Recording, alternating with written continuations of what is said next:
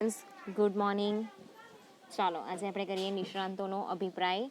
જે માર્કેટ સર્વે છે એની અંદર ત્રીજો પોઈન્ટ છે નિષ્ણાંતોનો અભિપ્રાય. બરાબર છે, એટલે કે એક્સપર્ટ ઓપિનિયન.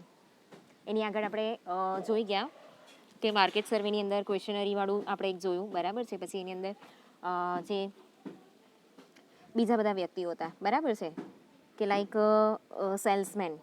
ઓકે, તો એ સેલ્સમેન એક માર્કેટિંગનો બહુ મોટો પાર્ટ કહેવાય છે. બરાબર છે, તો એના વિશે આપણે કહ્યું. હવે આજે આપણે કરવાના છે કે જે નિષ્ણાંતો, એટલે નિષ્ણાંતોની અંદર કોણ આવશે, તો જે ઓલરેડી માર્કેટની અંદર પોતાના મતલબ જે બીજી બધી પ્રોડક્ટ છે, પ્રોડક્ટને ભેગી કરીને એક જગ્યાએ વેચે છે, તો એવા ડિસ્ટ્રીબ્યુટર્સ હોય, ડીલર્સ હોય, બરાબર, સ્ટોકિસ્ટ હોય, પછી દુકાનદાર હોય, એ લોકોને આપણે કહીશું એક્સપર્ટ. બરાબર, એક્સપર્ટ એટલા માટે કહીશું કેમ કે એ લોકો એવરીડે આ જે બિઝનેસ છે કરે છે. બરાબર છે, એટલે એ લોકોને ખબર હોય કે કઈ પ્રોડક્ટ વેચાય છે, ગ્રાહકોને કઈ પ્રોડક્ટ જોઈએ છે. બરાબર, તો એટલા માટે એ લોકોને અહીંયા એક્સપર્ટ કહેવામાં આવ્યા છે. તો ગ્રાહકો અને સેલ્સમેનો દ્વારા ભાવિ માંગ અંગે પ્રાપ્ત થતા અંદાજો સંપૂર્ણ હોતા નથી. તો અહીંયા કેવું છે કે ગ્રાહકો અને સેલ્સમેન દ્વારા, એટલે જે આગળની બે પદ્ધતિ હતી ને એ, તો જે ક્વેશ્ચનરીવાળી હતી એમાં છે ને કેવું છે કે કેટલાક લોકો અપ્રોક્સિમેટલી બી ભરી દેતા હોય. બરાબર છે, અને જે સેલ્સમેન છે એમાં પણ આપણે જોવું કે એની કેટલીક લિમિટેશન્સ આવી જાય છે.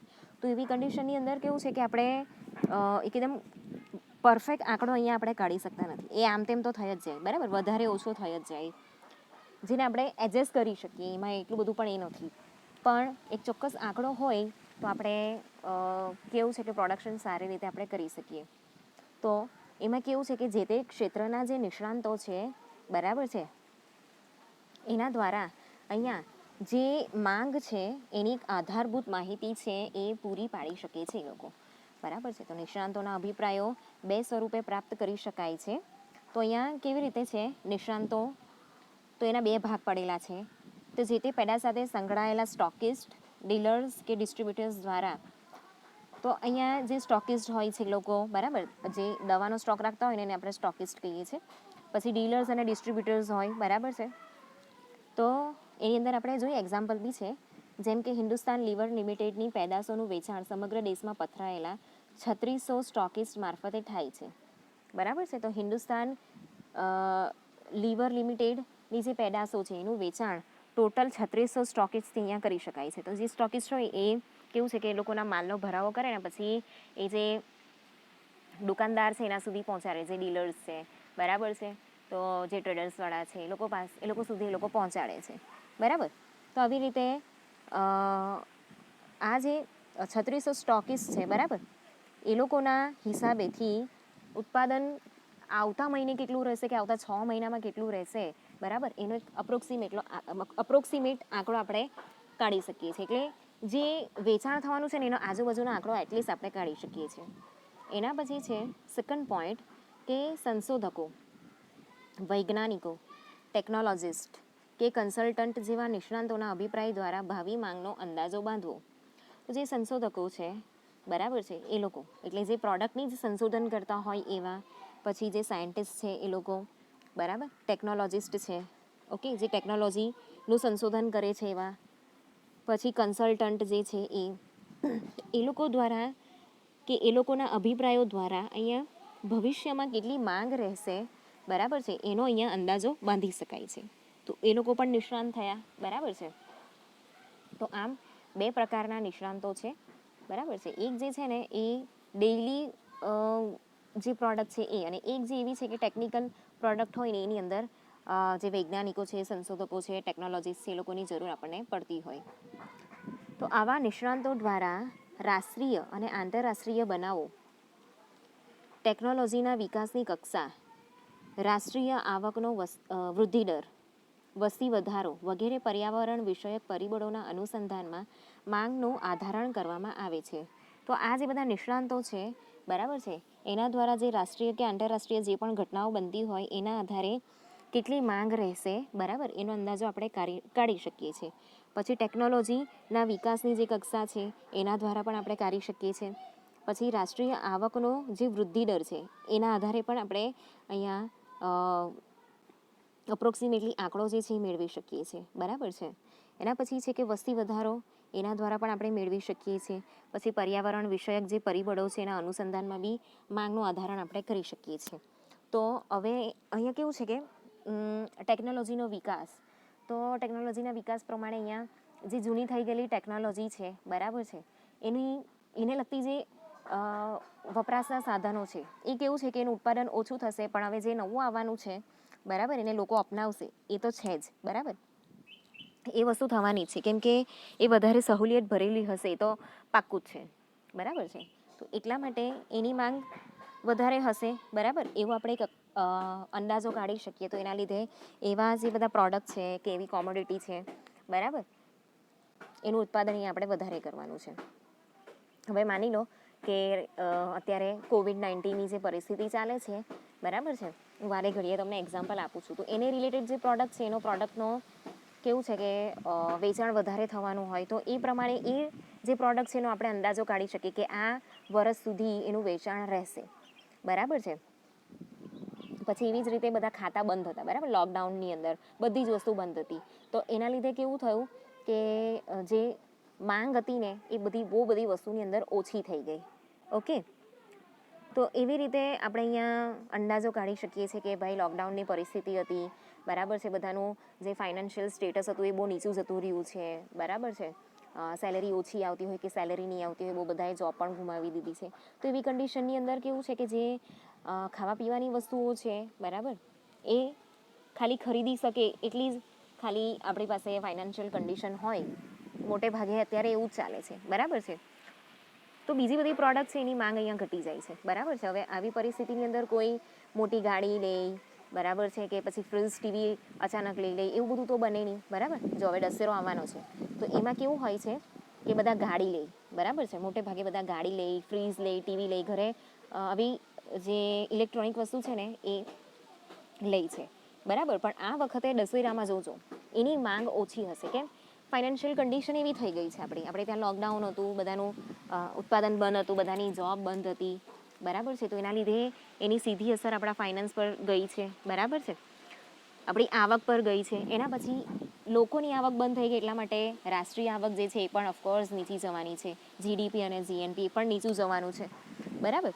તો આ રીતે જે અલગ અલગ પરિબળો છે એ અહીંયા કામ કરે છે. હવે વરસાદ, બહુ બધો વરસાદ પડે, ફ્લડ આવી જાય, બરાબર છે, તો ટ્રાન્સપોર્ટેશનનો પ્રોબ્લેમ થાય, રો મટીરિયલને બી નુકસાન થાય, કે જે ફર્નિશ ગુડ્સ છે એને બી નુકસાન થતું હોય, તો પ્રોડક્ટ માર્કેટમાં જલ્દી નહીં પહોંચે. તો એવી પરિસ્થિતિના લીધે પણ વસ્તુ જે છે, બરાબર, એની ઉપર અસર પડતી હોય છે, એના વેચાણ પર અસર પડતી હોય છે. તો હવે આ જે નિષ્ણાંતો છે, તો નિષ્ણાંતોનો અભિપ્રાય મેળવવાની પ્રચલિત પદ્ધતિઓ જે છે એ આપણે જોઈએ. તો પહેલું છે ગ્રુપ ડિસ્કશન, એટલે કે ગ્રુપ ચર્ચા. તો આ જે પદ્ધતિ છે એના હેઠળ જુદા જુદા ક્ષેત્રના જે નિષ્ણાંતો છે એ વિવિધ દ્રષ્ટિકોણથી માંગને અસર કરતા પરિબળોની ચર્ચા કરે છે અને માંગ અંગેનો સંયુક્ત નિર્ણય જે છે કે અહેવાલ સ્વરૂપે અહીંયા સુપરત કરે છે. તો અહીંયા ગ્રુપ ડિસ્કશન કરવામાં આવે છે. તો જુદા જુદા ક્ષેત્રોના જે એક્સપર્ટાઇઝ છે એ લોકો અહીંયા આવે છે, બરાબર છે. એ લોકો પોતાના વ્યૂઝ કહે છે, એ લોકોના વિચારો જે છે એ કહે છે, જે હાલની પરિસ્થિતિ પ્રમાણે કેવી પરિસ્થિતિ હોવી જોઈએ, કે કઈ વસ્તુ હોવી જોઈએ, કયું વસ્તુ બંધ બેસતું છે અહીંયા, બરાબર છે, એ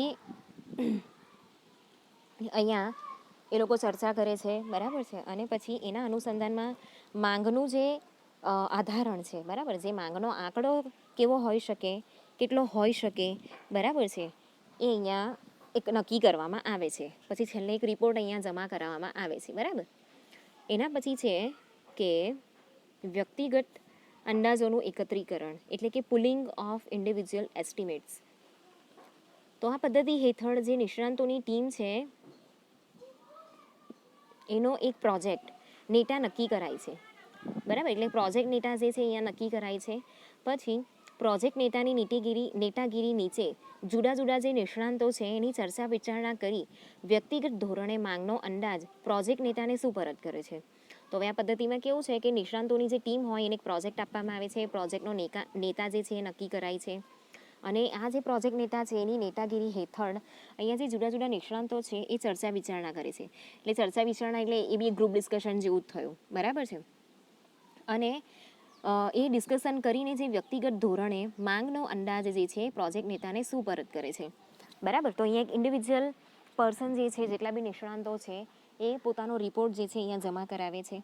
કોને? નેતાને. તો જે પ્રોજેક્ટ નેતા છે હવે વ્યક્તિગત અંદાજોનું એકત્રીકરણ કરીને કુલ ભાવિ માંગનો અંદાજ અહેવાલ સુપરત કરે છે. તો જે પ્રોજેક્ટ નેતા છે એ શું કરશે કે જેટલા બી રિપોર્ટ આવેલા છે એને જોશે, ચકાસશે, પછી એના પછી એક આંકડો કાઢશે કે હા ભાઈ બધા એક સરખો જે હશે એ પ્રમાણે બધાની વિચારસરણી જ્યાં મળતી હશે એ પ્રમાણે અહીંયા એક આંકડો હશે એ પ્રમાણે અહીંયા રિપોર્ટ તૈયાર કરીને એ રિપોર્ટ જે છે એ સુપરત કરવામાં આવે છે.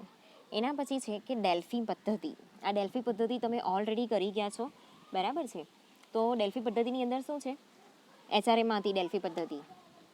ડેલ્ફી પદ્ધતિની અંદર શું છે કે સામાન્ય રીતે જ્યાં ભૂતકાળની માહિતી પ્રાપ્ત ન હોય તેવા સંજોગોમાં ડેલ્ફી પદ્ધતિ દ્વારા માંગ અંદાજવામાં આવે છે. ડેલ્ફી પદ્ધતિ is also a method of group discussion. બરાબર છે, જે તમે ઓલરેડી HRMની અંદર કરી ગયા છે. હું તમને HRMમાં ભણાવી ગઈ છું, બરાબર. તો જે ડેલ્ફી પદ્ધતિનો ઉપયોગ ટેકનોલોજીના આધારણ માટે વિશેષ થતો હોય છે. અહીંયા પણ એવું જ હોય છે કે જે નિષ્ણાંતો હોય ને ભેગા થાય છે, ડિસ્કશન કરે છે, બરાબર છે. ને એમાં એવું જરૂરી બી નથી કે ડેલ્ફી પદ્ધતિમાં કે લાઈક તમારે ભેગા જ થવાનું છે, પણ નિષ્ણાંતોને અહીંયા મેલ દ્વારા કે કોઈ પણ રીતે ક્વેશ્ચનરી જે છે એ પહોંચતી કરવામાં આવે છે અને પછી એ લોકોના જે આન્સર આવે છે એના ભેગા કરીને ફરીથી ક્વેશ્ચનરી તૈયાર કરવામાં આવે છે આન્સરના આધારે, બરાબર છે. એવી રીતે 3 રાઉન્ડ જે છે ચલાવવામાં આવે છે. તો આ જે ડેલ્ફી પદ્ધતિ છે એમાં કેવું છે કે ભૂતકાળની જે માહિતી છે એ માહિતી આપણી પાસે નહીં હોય, બરાબર. તો એવા સંજોગોમાં છે ને માંગને અહીંયા અંદાજવામાં આવે છે. એક અંદાજિત આંકડો આપણે કાઢવાનો છે. તો ડેલ્ફી પદ્ધતિનો ઉપયોગ જે છે એ ટેકનોલોજીના આધારણ માટે વિશેષ થતો હોય છે. તો આ પદ્ધતિ હેઠળ જે પ્રોજેક્ટ નેતાની નેતાગીરી હેઠળ કેટલાક નિષ્ણાંતો જે છે એ ચર્ચા વિચારણાના અંતે માંગ અંગેના પોતાના અંદાજો પ્રોજેક્ટ નેતાને સુપરત કરે છે. તો અહીંયા પણ જે છે એક પ્રોજેક્ટ નેતા હોય છે, એ પ્રોજેક્ટ નેતાની નેતાગીરી હેઠળ જે એક્સપર્ટ્સ છે એ ચર્ચા વિચારણા અહીંયા કરે છે અને એના અંતે જે માંગ છે એ માંગ અંગેનો પોતાનો જે અંદાજો છે એ પ્રોજેક્ટ નેતાને એ સુપરત કરે છે, બરાબર. તો આ જે અંદાજો છે એ કઈ ધારણાઓ હેઠળ તૈયાર કરવામાં આવે છે તેની પણ અહીંયા રજૂઆત કરવામાં આવે છે, બરાબર. એટલે કઈ કઈ ધારણાઓ અહીંયા બાંધવામાં આવેલી છે એનો રિપોર્ટ અહીંયા રેડી કરવામાં આવે છે અને એની રજૂઆત અહીંયા કરવામાં આવે છે. તો નેતા આવા અંદાજો અને ધારણાઓનું મૂલ્યાંકન કરે છે.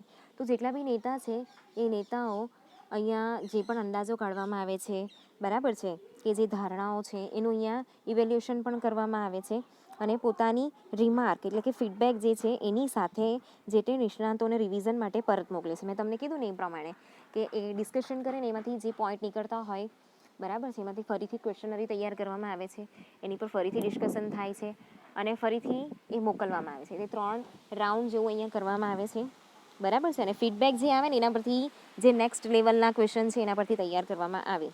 તો આવા 2-3 પ્રકારના રિવિઝન પછી પ્રોજેક્ટ નેતા અને નિષ્ણાંતોને માન્ય એવા સર્વસામાન્ય ભાવિ માંગનો અંદાજ જે છે એ વિકસાવવામાં આવે છે, બરાબર છે. તો આ રીતે ડેલ્ફી પદ્ધતિથી પણ કેવું છે કે એક અંદાજો જે છે એ કાઢી શકાય છે. ઓકે, હવે એના લાભ આપણે જોઈએ. તો અન્ય પદ્ધતિઓની સરખામણીમાં આ પદ્ધતિ ઓછી ખર્ચાળ છે, બરાબર. તો આ જે પદ્ધતિ છે અન્ય કરતાં ઓછી ખર્ચાળ છે. બીજું કે આ પદ્ધતિ હેઠળ ક્ષેત્ર તપાસ એટલે કે ફિલ્ડ ઇન્વેસ્ટિગેશનને બદલે નિષ્ણાંતોના અભિપ્રાયોનું એકત્રીકરણ થતું હોય છે. તો આ પદ્ધતિ હેઠળ કેવું છે કે જે ફિલ્ડ ઇન્વેસ્ટિગેશન થાય છે એના બદલે નિષ્ણાંતો જે છે એના અભિપ્રાયને અહીંયા એકત્રીકરણ કરવામાં આવે છે, જેનાથી શું થાય છે કે ઝડપી માહિતી જે છે એ એકત્રિત કરી શકાય છે. ઓકે, જ્યારે ભૂતકાળની જે માહિતી છે પ્રાપ્ત ન હોય ત્યારે આ જે પદ્ધતિ છે એ પદ્ધતિ દ્વારા માંગની આગાહી કરી શકાય છે. તો ભૂતકાળની માહિતી તો કોઈ છે નહીં, તો આ પદ્ધતિ દ્વારા અહીંયા શું કરાય છે કે જે ભાવિ માંગ છે એનો અંદાજો આપણે કાઢી શકીએ છીએ. તો એના પછી છે કે આ પ્રકારની જે માહિતી છે એની ગુણાત્મક ઊંચા પ્રકારની હોય છે, કારણ કે અનેક દ્રષ્ટિકોણ ધરાવતા નિષ્ણાંતોનો અભિપ્રાય અહીંયા એકત્રિત થાય છે. તો હવે અહીંયા બધા એક્સપર્ટાઇઝ હોય છે એટલા માટે એ લોકો જે આંકડો કાઢે છે મહત્વનો હોય છે અને એ કેવું છે કે ઊંચા પ્રકારનો પણ છે. જે ગુણાત્મક પ્રક્રિયા જે અહીંયા કરવામાં આવેલી છે ઊંચા પ્રકારની પણ હોય છે. એના પછી છે 5મું કે સેલ્સમેનો દ્વારા એકત્રિત થતી માહિતીમાંનું પૂર્વગ્રહપણું અને મર્યાદિત દ્રષ્ટિકોણ અહીં જોવામાં આવતો નથી. તો જે સેલ્સમેન છે એ અહીંયા કેવું છે કે પૂર્વાગ્રહ રાખીને જે માહિતી એકત્રિતકરણ કરે છે એવું અહીંયા જોવામાં આવતું નથી. બરાબર છે, જે પરિસ્થિતિ છે એ પ્રમાણે અહીંયા આંકડો આપવામાં આવે છે કે અંદાજવામાં આવે છે કઈ બી વસ્તુ કે જે ગુણાત્મક પ્રક્રિયા છે એ કરવામાં આવે છે. તો હવે આપણે એની મર્યાદાઓ જોઈએ. તો જે નિષ્ણાંતોના અભિપ્રાયો અને વાસ્તવિકતામાં ઘણીવાર તફાવત જોવા મળે છે, એ તો જોવા મળવાનું જ છે. બરાબર છે, કેમ કે જ્યારે જે પ્રોડક્ટ કોઈ વાર વેચાય જ નથી ને પછી એની માંગ આપણે એના માટેની માંગ જે છે એનો આંકડો કાઢવાનો હોય ત્યારે ઓફકોર્સ ડિફરન્શિએટ તો થવાનું છે. એની અંદર ચોક્કસ આંકડો તો આપણે કાઢી નહીં શકીએ. જો માહિતી સ્ટોકિસ્ટો અથવા ડીલરોના અભિપ્રાય મુજબ એકઠી થતી હોય ત્યારે ટૂંકા ગાળાના વ્યક્તિગત લાભના અનુસંધાનમાં કેટલીક વાર પૂર્વગ્રહ પ્રેરિત અભિપ્રાયો અપાતા હોય છે. તો અહીંયા કેવું છે કે જે સ્ટોકિસ્ટ છે કે ડીલરો છે એ પોતાના લાભ માટે એ અહીંયા કેવું છે કે પૂર્વગ્રહ પ્રેરિત અભિપ્રાયો આપતા હોય છે. બરાબર, તો પોતાની વિચારસરણી મૂકીને એ લોકો અભિપ્રાય આપતા હોય છે કે હા ભાઈ વેચાશે. બરાબર છે, કે આ જે છે એ પ્રોડક્ટ આ પ્રકારની હોવી જોઈએ, કે આ એરિયામાં વધારે વેચાય છે, એવી રીતે એ લોકો કરે છે. બરાબર, એના પછી છે કે નિષ્ણાંતોના અભિપ્રાયો ઉત્કૃષ્ટ અને ઉતરતી કક્ષાના પણ હોઈ શકે છે. આમ છતાં બધા અભિપ્રાયોને એક સરખું મહત્વ અપાતું હોય છે. એ કેવું છે કે જે અભિપ્રાય છે ને એ ઉતરતી કક્ષાના પણ હોય છે, નીચલી કક્ષાના બી હોય છે, તો પણ બધાને એક સરખું મહત્વ અપાય છે. તો ત્યારે એકત્રિત કરતી વખતે જે વાસ્તવિક સહભાગીપણું પાર્ટિસિપેશન અને ઉપર છેલ્લા જે સહભાગીપણા વચ્ચે ભેદ પાડવો અહીંયા મુશ્કેલ બને છે. પછી નેક્સ્ટ છે કે આ પદ્ધતિ હેઠળ કુલ બજાર માંગનો અંદાજ મેળવી શકાય છે, પરંતુ અન્ય રીતોની જેમ વસ્તુ પ્રદેશ કે ગ્રાહકો પ્રમાણે માંગની જે આગાહી છે એ શક્ય બનતી નથી. તો આ જે પદ્ધતિ છે એના હેઠળ જે કુલ બજાર માંગ છે એનો અંદાજો મેળવી શકાય છે, પરંતુ અન્ય રીતોની જેમ કે વસ્તુ પ્રદેશ કે ગ્રાહકો પ્રમાણે માંગની આગાહી અહીંયા શક્ય બનતી નથી.